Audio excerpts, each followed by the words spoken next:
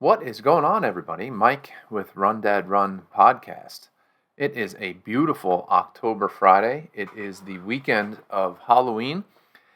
And I just wanted to pop in and say, hey, what's going on, everybody? I have been busy as all of you have been. I'm sure you're all doing whatever we do this time of year, right? You got kids, you got jobs, you got school you're going to, whatever it is. It has been absolutely crazy lately. Just trying to keep up with everything, and I'm trying out a new setup. So this is something that I've been working on. Many, many episodes ago, I talked about how I had initially done this as a podcast. It's how it got its name as the Run Dad Run podcast. And I'm going to move this a little bit. I think that's a little bit better. And I had done it initially as audio only. And it was right after my mother had passed away. And I was using the format as a way to kind of just get some of my feelings out there, just kind of unload some of the stuff that was going on and tell some stories and get some things off my chest. And I felt that it was really, really helpful. I did 5 or 6 episodes, and I just kind of just unloaded into the microphone, for lack of a better term, and it really helped me get through some of the things I was going through at that time. Like I said, my mother just passed away, and I felt like there were some things I needed to do. I needed to get some things off my chest, and I wanted to just kind of talk. It was almost like my own therapist, So the idea was to base it on my running. That was the initial plan, was to make it all about my running and plans and all different ways of training and shoes, apparel, all this stuff. And I quickly realized that it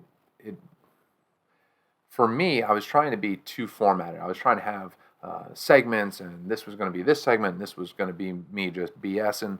And throughout the process, I kind of realized that I was trying to be something I wasn't. And so after the 6 episodes or so, I got some basic equipment, started working with some software on my computer, and started learning how to do some of the audio stuff. I quickly realized that really wasn't what I needed to be. It's not a radio show. It's not that's not what it needs to be. And so I kind of put it on the back shelf for a while. And then I started training for a half marathon. And that's where I started taking videos on my phone and uploading them to YouTube. And that's really where I realized that was more of the style that I really felt comfortable with. Just quick videos. Some of them tended to be very long, and you know that. I went through the entire half marathon plan, and some of them were quite long. Some of them were 15 minutes, 20 minutes, 30 minutes. And I kind of felt like that was more my style. Again, some of the videos I tried to do things that maybe didn't quite relate and didn't come through the way I intended them to. And that's okay. That's part of this process for me is I feel like I have some things to say, and I have something to give back and some stories to tell. And so that's really how I've ended up back here now. Is I have this awesome audio equipment from when I started, and it's very basic, but it's good stuff.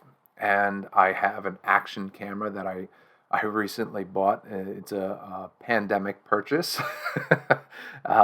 As we all, I'm sure, have a ton of those pandemic purchases that you're feeling kind of sorry for yourself, and you say, I'm going to buy something that I've always wanted.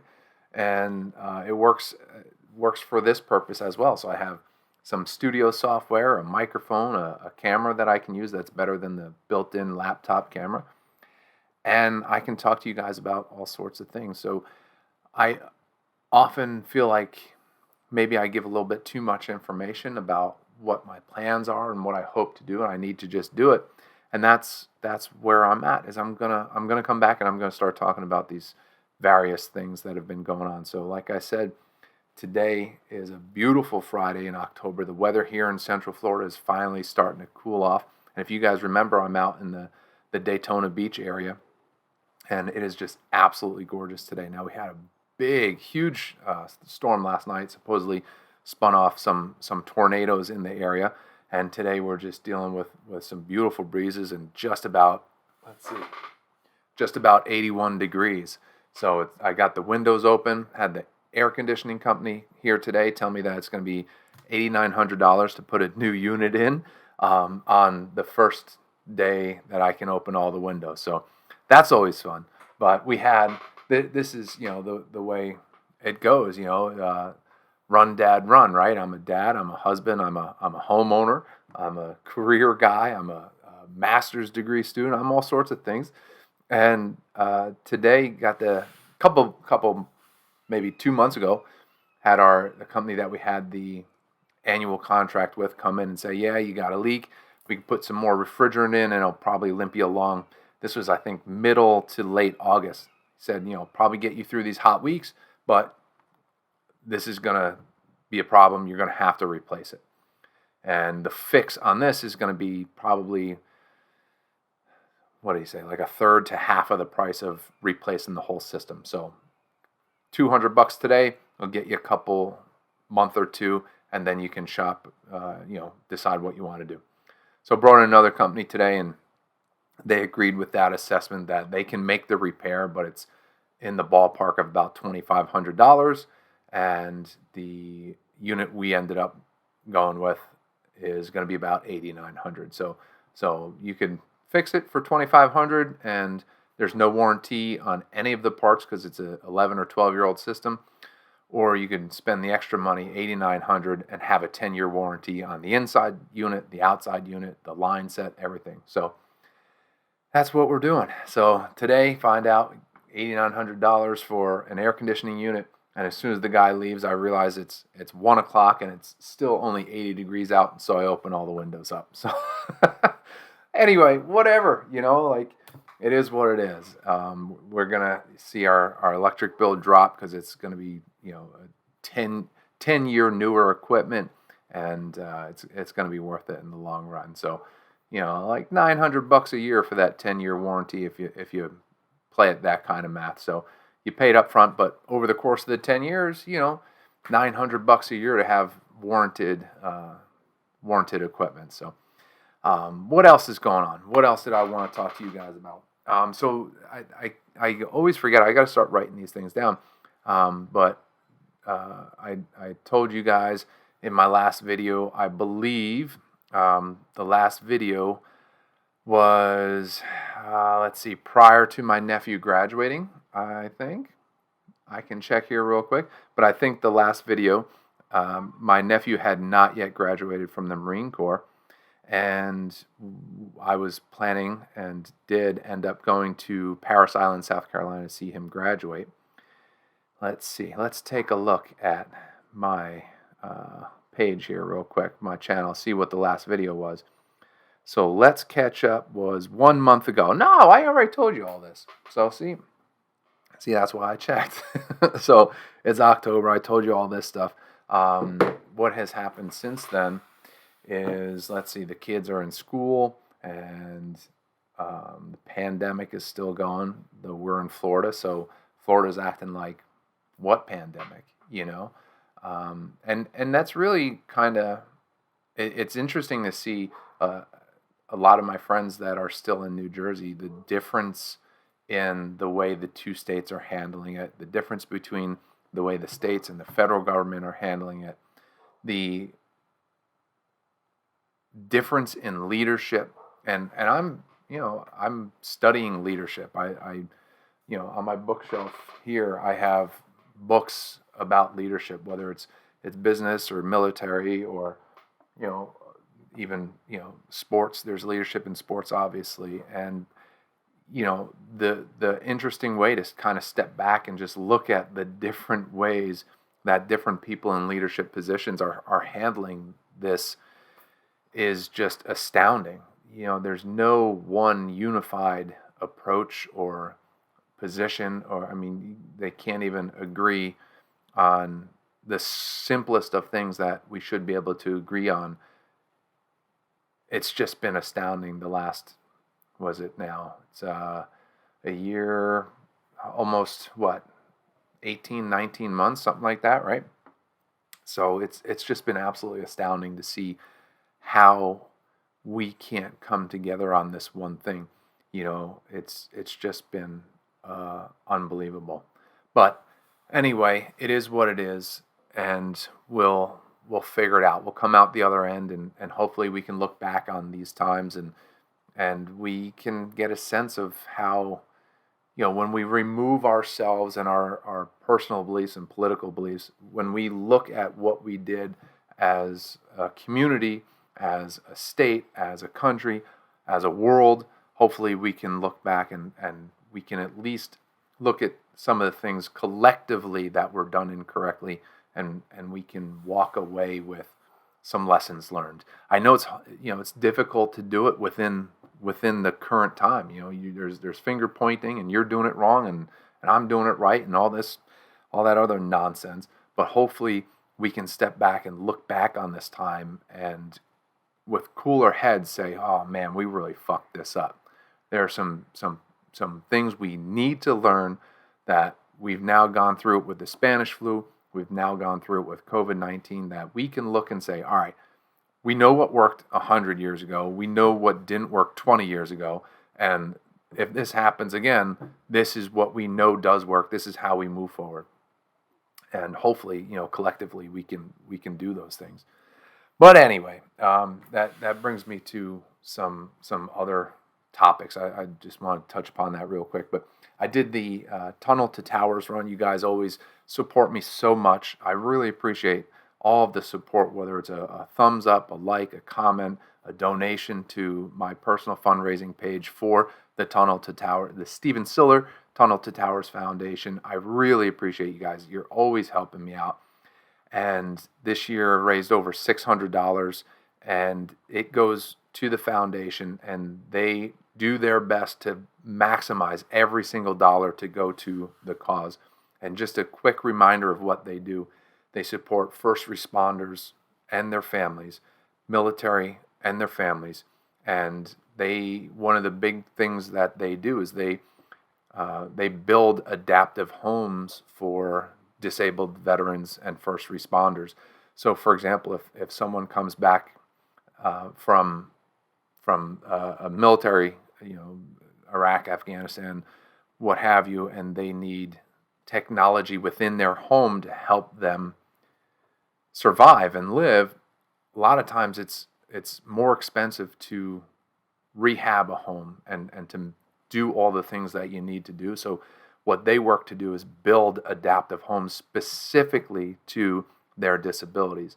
So for example, if they're wheelchair bound, a lot of the issues that folks in wheelchairs have is they can't reach the upper cabinets. So some of the things that you might take for granted as a, for me, 6'2" guy who can reach shelves my 5'2" wife can't reach. Imagine now I'm suddenly in a wheelchair. There are cabinets that you can build where you can wheel up to the counter and you can pull that down. So you have counter space, right? You can use that counter space, but when you need something from that upper cabinet, you actually pull it down. It's on spring-loaded hinges. And you grab what you need and you can load it back up or roll it back up on those hinges. So they do things like that, adaptive homes with wide enough doorways, no thresholds or thresholds that are easy to get over. And they build these houses for these veterans and first responders, and they gift it to them mortgage-free.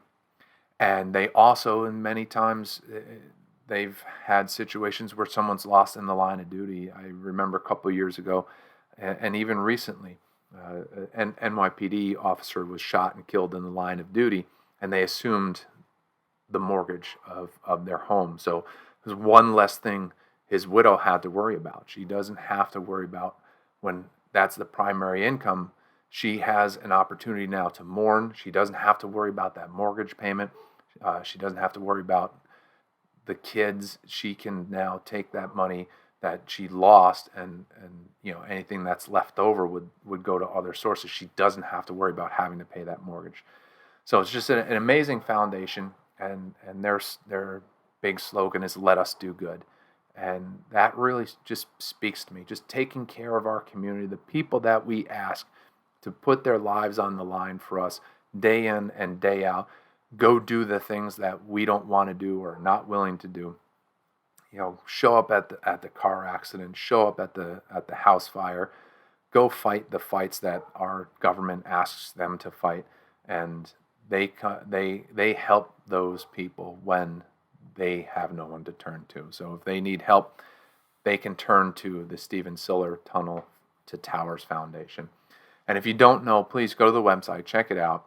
They have a full description that is going to be more in depth than I can give you, but that's just a general overview. And if you don't know who Stephen Siller is, read his story as well. He was on the other side of, I believe it was the Brooklyn Battery Tunnel, and he had just left his shift, or I forget, but he turned around when he heard what was going on, went back to the firehouse to grab his gear, and tried to head into downtown Manhattan, and found out the tunnels were closed. It was all backed up or shut down, or any number of reasons at that time. He was not able to get his vehicle through to lower Manhattan. So he threw his bunker gear on, threw his helmet on, and ran through the tunnel to get to the Trade Center, and then passed away later that day. And so his family has made this foundation in honor of him and his name. And every year, as you know, I do a run here it's called the Orlando Tunnel to Towers Run, but it's actually in a town called Altamont Springs. And I do that run every year. And it's tough. It's a tough event. They do an opening ceremony every year, and this year being 20 years since that tragic day, it was emotionally difficult. And it's hard because you always think of anniversary as like a happy word, like it's my work anniversary, hey, it's my wedding anniversary. And to me, like, I kept getting things, hey, 20th anniversary of September 11th, 20th anniversary, and it doesn't seem like the right term to me. And words matter to me, and I'm not super sensitive about stuff like this, but to me it's not a celebration.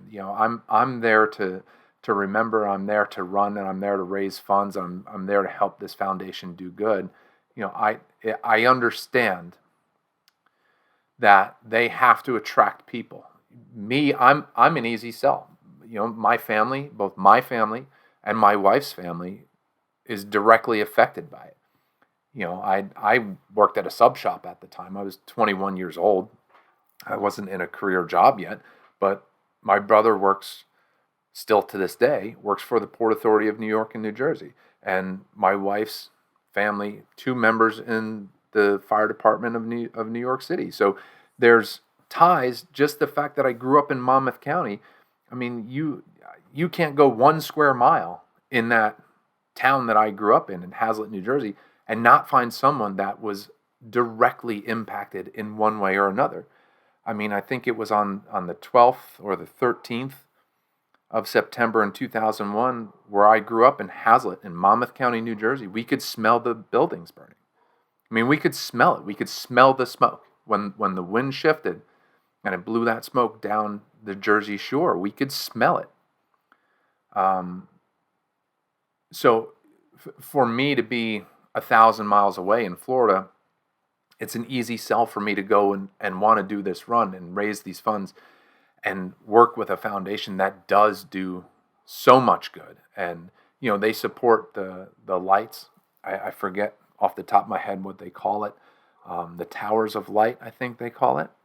But they weren't going to do it last year. If you remember, during COVID, they weren't going to do it. And the Stephen Siller Tunnel to Towers Foundation was like, no, we're doing it. We'll pay for it. Whatever it is, we're going to do that. We can't not have, the 19 years and counting or at the time, I guess 18 years and counting, we've been doing these lights. We're going to do it. And so they stepped up, and that's now part of what they do, is how they help remember. And my point being, for me, it's an easy sell that I'm 1,000 miles away from where I was in 2001, and I can work with this organization that is working to do good. And other people in this area are not as directly impacted as I am. Now, there are plenty that are transplants like me. There are plenty of them.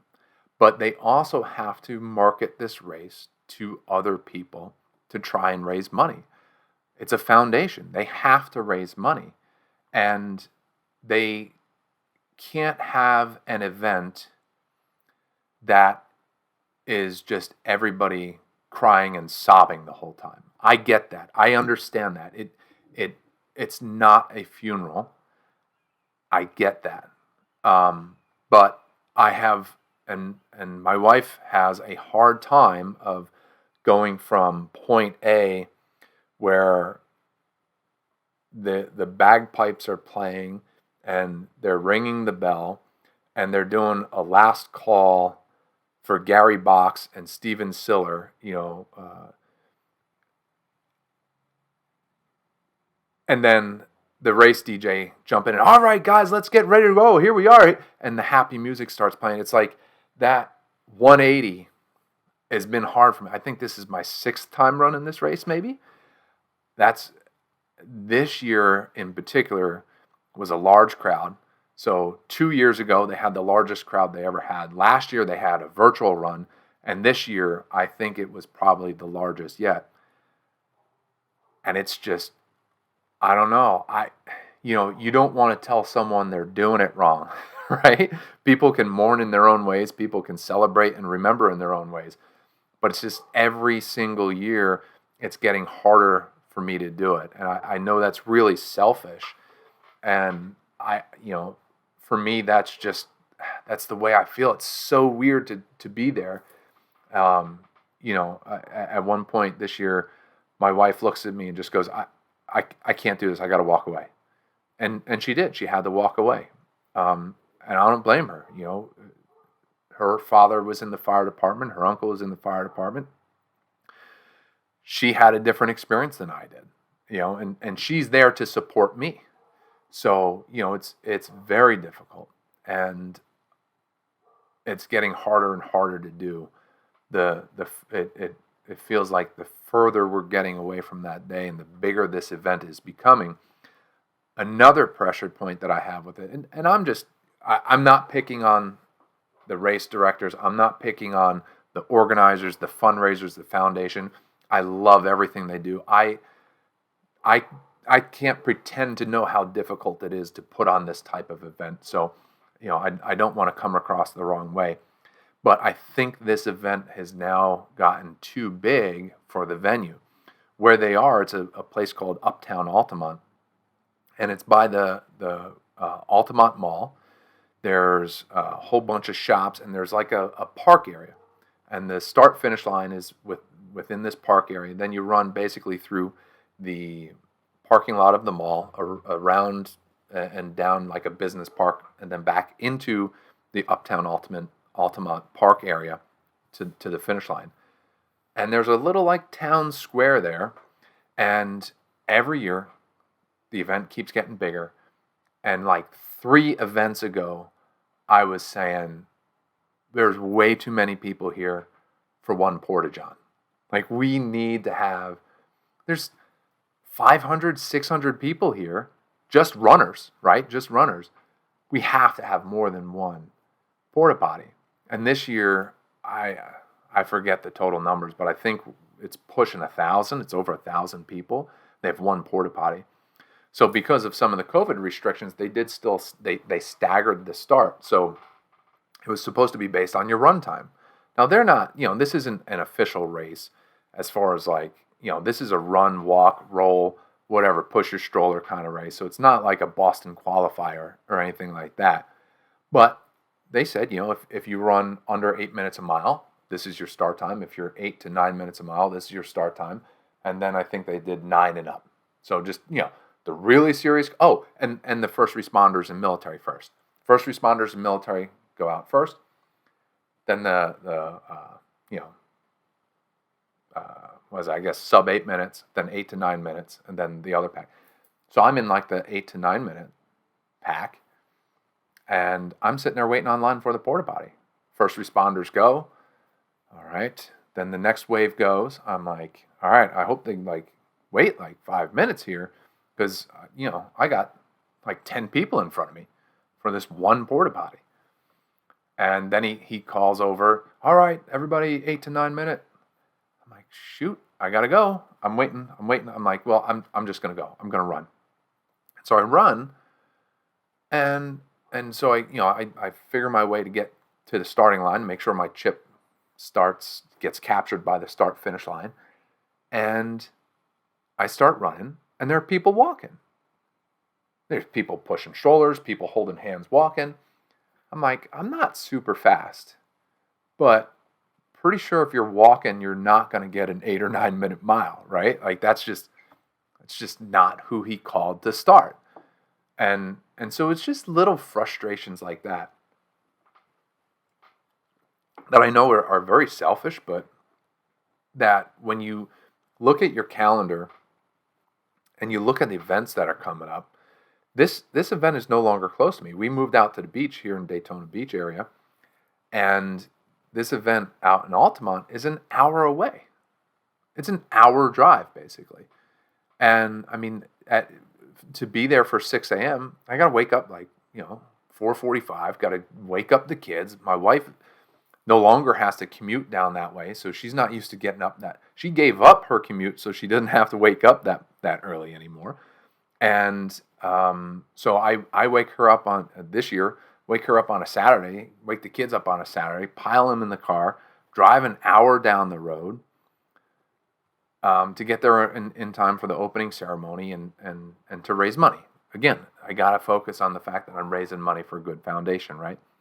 But it's the little frustrations like that where I say to myself, to enter the race is $35. I raise $600 or what have you.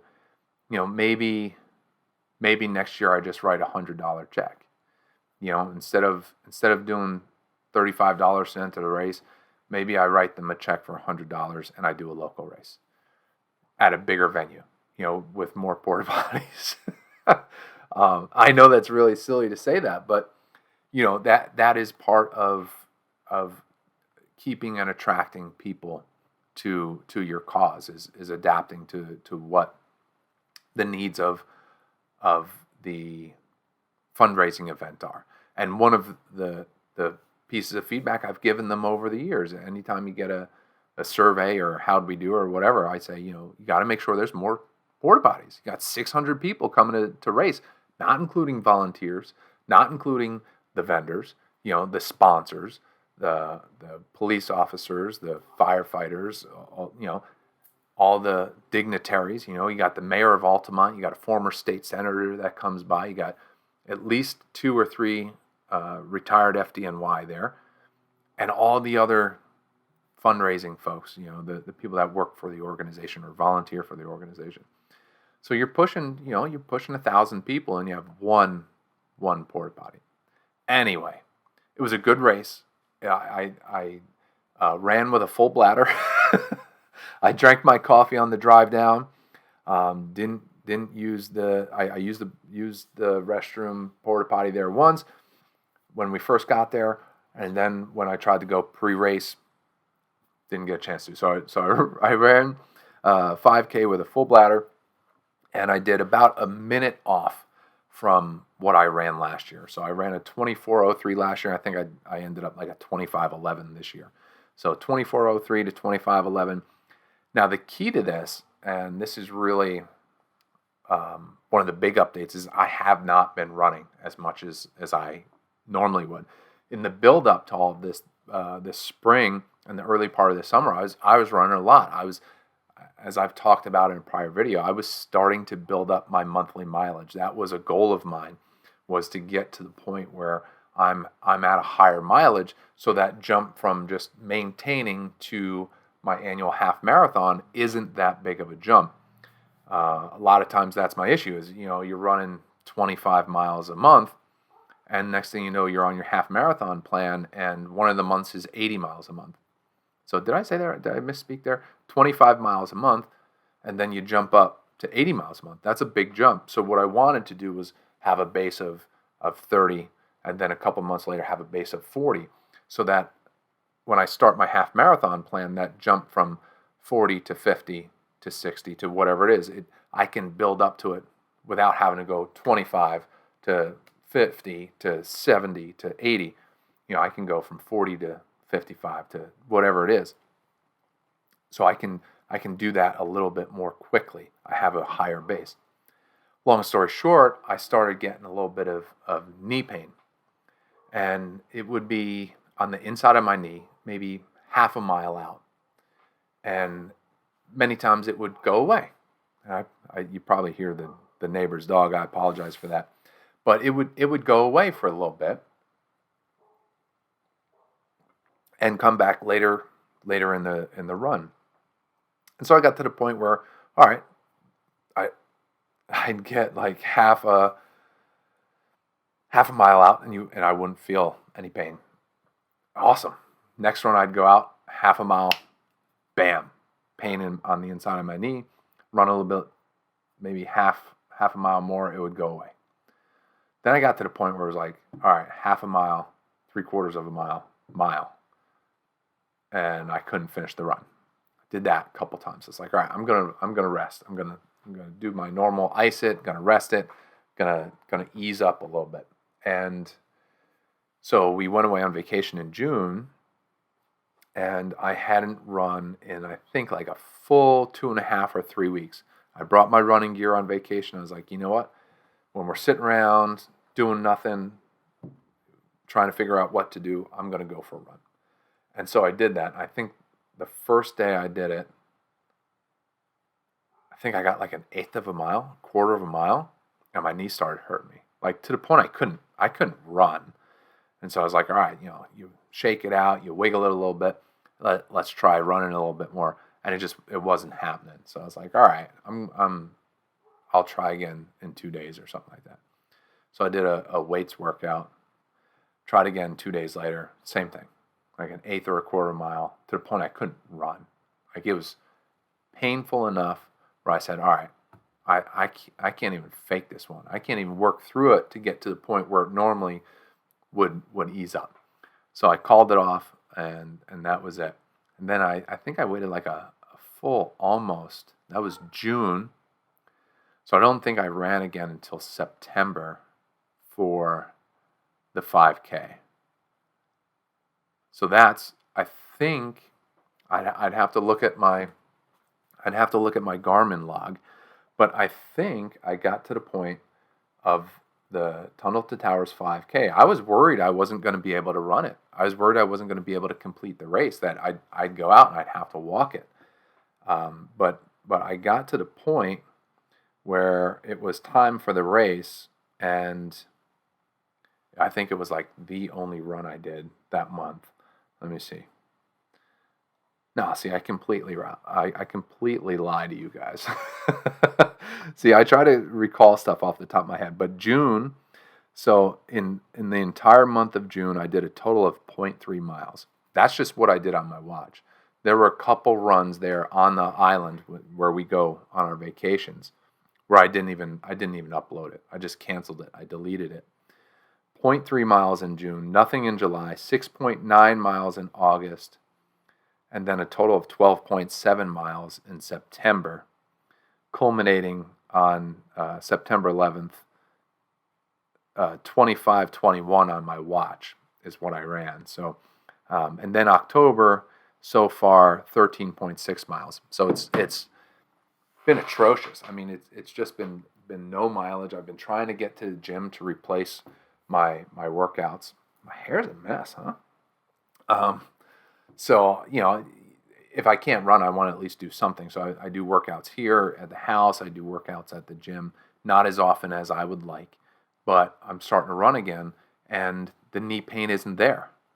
So it's one of those things where I have have a doctor take a look at it. But it's like, to me, um, like when your car's making a funny sound and you bring it to the mechanic and it's not making that funny sound anymore. So that's what my concern is that I'm going to go to the doctor when it's not inflamed, and they're going to say, well, there's nothing going on, which makes me think that, going to play doctor here, that could be arthritis or something like that, that it flames up from time to time, and it's not an actual injury. It's just some nagging arthritis type thing. But we'll see. I'm gonna wait to see if it never hurts again. Maybe it was just something I did over the summer. Maybe I tweaked it.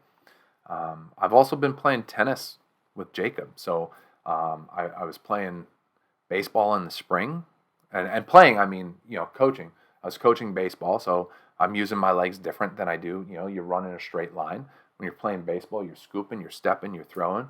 So maybe there's some issues there. Maybe there's some ligaments that are tweaked or angry or something, and maybe tendons. I don't know. What do I know? Who knows? So we'll see. See, that's the professional in me there. Let my phone go off. So I don't know. We'll see. We'll see what's going on.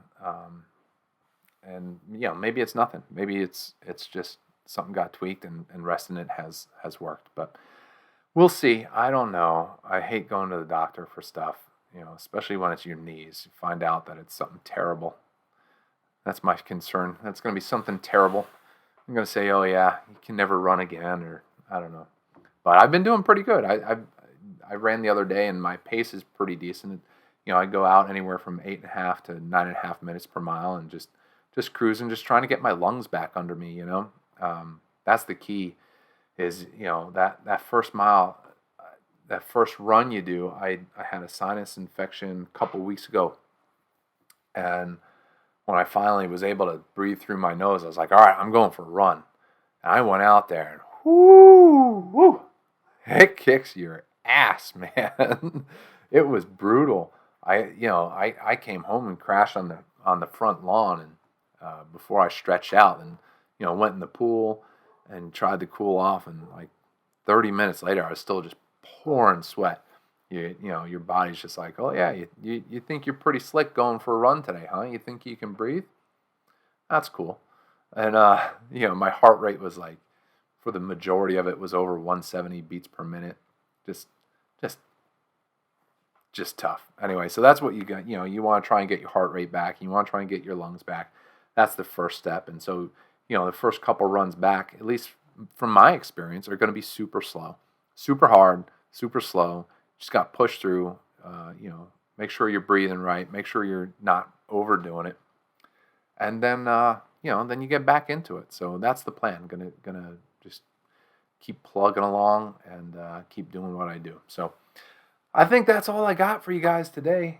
We'll just check in. We're gonna try checking in a little bit more often. Got this nice setup here. Gonna figure out something to do with the background here, so you don't have to stare at these ugly curtains.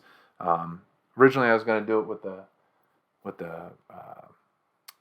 bookshelf in the background, but I got to figure out a different spot for the camera. It's a little too close there, so I would have been like this the whole time, and I don't think you guys want to see my ugly mug that much. So this way I can sit back a little bit and not filling up your whole screen with my face. So anyway, I love you guys. I appreciate you hanging through for this whole video. I have no clue how long it is, but I appreciate it. I love you guys. You're awesome, and please like my videos, share them, comment on them. Tell me something you guys want me to talk about. I can bullshit on just about anything. I'm back at school now. Like I said, I'm doing my master's degree, so I'm writing like crazy.